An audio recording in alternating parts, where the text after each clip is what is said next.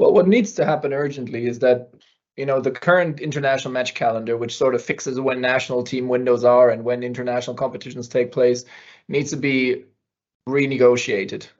It runs out after next year, and we need to set a new calendar.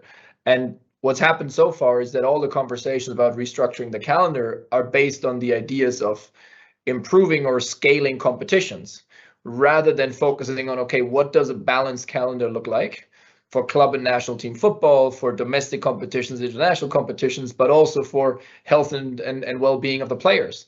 And that's always taking the back seat towards the commercial interest of changing competition formats. And well, we're currently in talks with what's called the World League Forum, which is the umbrella organization of the professional leagues, but also in talks with FIFA that for this next calendar, we urgently need some agreements around it to provide those minimum protections for the players. That also allows, of course, as a club to know that you have your player that you pay a salary for at full capacity, but also allows the player to get onto playing the national team matches, which are some of the highlights of their careers. And unless we get to a negotiated solution between the different competition organizers and the players in all of this, this problem will only continue.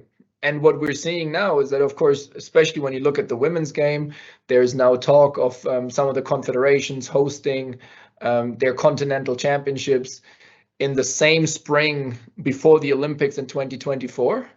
How are players supposed to do that? How are they supposed to play a 1-month continental competition in May and then play the Olympics in July when their season, like in the NWSL, maybe runs from March to October? They'll be missing 3 months of club football effectively. And all these things are just not decided with the players' best interest in the center of the decision making. And that's where we have this continuous problem. And until we break that cycle, we'll keep having these problems. Uncensored, unbiased, unmatched. The Football Show on PLZ Soccer's YouTube channel.